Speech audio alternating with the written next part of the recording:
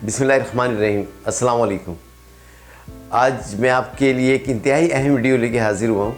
हो सकता है ये पैगाम और ये वीडियो आप पे ही पूरी फिट आती हो और आप पे ही सही बैठती हो, क्योंकि जिस तरह की सूरत हाल चल रही है मेडिसिन्स की और बीमारियों की, तो ऐसे ही नज़र आता है।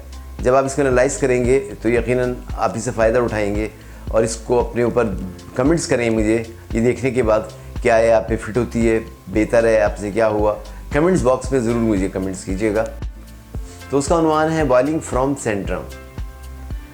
अक्सर हम ये देखते हैं कि लोग जो भी हैं हमारे यहाँ, जो बीमार हजरात हैं, सबसे बड़ी मुश्किल तो ये है कि बीमार रहते हुए ज़िंदा रहने की कोशिश में लगे रहना और डॉक्टरों और दवाओं में फंसे रहना।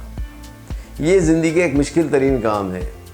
जो भी लोग इसके अंदर बीमार हैं, हस्पताल के चक्कर लगाते हैं, दवाएँ खा रहे होते हैं, टेस्ट करा रहे होते हैं और आहिस्ता आहिस्ता और मज़ीद मुश्किल की तरफ जा रहे होते हैं। जब आप उन्हें देखें, कभी ब्लड प्रेशर की गोली चल रही है, दूसरी उनकी अपना डायबिटीज़ की गोली चल रही है, मुख्तलिफ़ किस्म की गोलियां चल रही हैं, 4-4, 5-5 गोलियां मुख्तलिफ़ बीमारियों की वो ले रहे होते हैं एक साथ। तो इसकी मिसाल कुछ इस तरह से है कि जिस तरह से एक मेंढक पानी में पड़ा हुआ है, जल रहा है, गल रहा है, इसी तरह से आहिस्ता आहिस्ता वो भी डेथ माइंड की तरफ जा रहे हैं। तो इसी तरह से ये मिसाल आम लोगों पर, मरीज़ों पर भी पूरी आती है। वो आहिस्ता आहिस्ता दवाएं खा रहे होते हैं, डॉक्टर्स के पास जा रहे होते हैं, टेस्ट करवा रहे होते हैं और इस तरह चलता रहता है उनका मामला। दवाएं खा खा के एक दिन वो आता है कि डॉक्टर अनाउंस करते हैं कि अब आप या तो कैंसर का शिकार हो गए या आप डायलिसिस पे चले जाएँ। तो ये अचानक से नहीं होता। इसकी मिसाल उस मेंढक की तरह होती है जो पानी में आहिस्ता आहिस्ता बॉइलिंग पॉइंट की तरफ जा रहा होता है।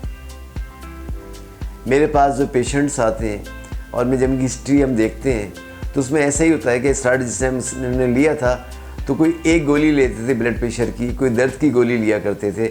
उसके साथ साथ तकलीफ़ उनकी बढ़ती गई, दवाएं बढ़ती चली गई और होते होते होते होते वो इस अंजाम पे पहुंचते हैं कि किडनी फेलियर में आ जाते हैं, डायलिसिस की तरफ आ जाते हैं। इसी तरह से गुर्दे वगैरह फेल हो जाते हैं और बीमारी की तरफ आ जाते हैं, ना होते हुए फिर वो अल्लाह को प्यारे हो जाते हैं। आखिर में इतने बीमार हो जाते हैं क्योंकि घर वाले भी दुआएं करते हैं कि जाएं और हमारी से जान छूटे और मरें और ख़त्म हो जाएंगे। तो ऐसा क्या कसूर आपसे हुआ है कि आखिर ज़िंदगी में आप तड़प तड़प के मरें, जो पैसा है आपका उस पर लग जाए, घर वाले आपके परेशान होते रहें। तो इसमें इसी तरह से आपने सोचना और एहसास करना है कि अगर मेंढक को आप फौरी गर्म पानी में डाल देंगे तो उछल के बाहर आ जाएगा। बिल्कुल मिसाल इसी तरह से ये दवाओं पे रहना, इस पर डिपेंड करना और ये समझना कि सब तो खा रहे हैं, मैं भी खा रहा हूँ, सही हो जाऊँगा, तो इसी तरफ आपको लेकर जाता है और यही कदम आपका जो है आपको मुश्किलात की तरफ लेकर आता है। अपने आप को दवाओं से बचाएं, अपने आप को मुश्किलात से बचाएं। सेंटर में हमारी तशरीफ़ लाएं, उसके बारे में आपको आगाही दी जाएगी कि कम वक्त में आप किस तरह से अपने आप को उन मुहलिक दवाओं से और बीमारियों से अपने आप को महफूज रख सकते हैं। मेरा व्हाट्सएप नंबर इस पर मौजूद है। जो कमेंट्स इसमें आप करना चाहते हैं वो आप करें, जो मालूमात आप करना चाहते हैं वो मालूमात लें। कंसल्टेंसी फ़ीस मेरी इस बारे में बिल्कुल फ्री है। आप सिर्फ आएँ, मशवरा लें और अपने आप को इन मुश्किलात से महफूज रखें, अपनी दवाओं से अपने आप को बचाएं, टेस्टों से अपने आप को बचाएं। क्योंकि डायलिसिस पे एक आम मरीज़ आ जाता है तो उसका ख़र्चा 50,000 रुपये महीने से कम नहीं आता। एक तो उसकी अपनी मईशत ख़राब हो जाती है, दूसरा जिसको साथ लेकर जाता है वो अलग तबाही का शिकार होता है। इस तरह एक शख्स के बीमार होने से पूरी फैमिली डिस्टर्ब हो जाती है और पूरा ख़ानदान तबाही और बर्बादी की तरफ आ जाता है। तो आप इस मैसेज को समझें और इस तरह से आप हमसे रब्ता कायम करें तो इंशाअल्लाह बग़ैर किसी प्रॉब्लम के आप बेहतर की तरफ आ जाएंगे और सेहतमंद तंदुरुस्त रहेंगे और इस अलमिया से अपनी ज़िंदगी को बचा सकेंगे और ज़िंदगी को खुशगवार गुजारते, हैप्पी करते हुए अल्लाह ताला की आखिरत की तैयारी करते हुए दुनिया से जाएंगे, जो हम मुसलमानों को होनी भी चाहिए।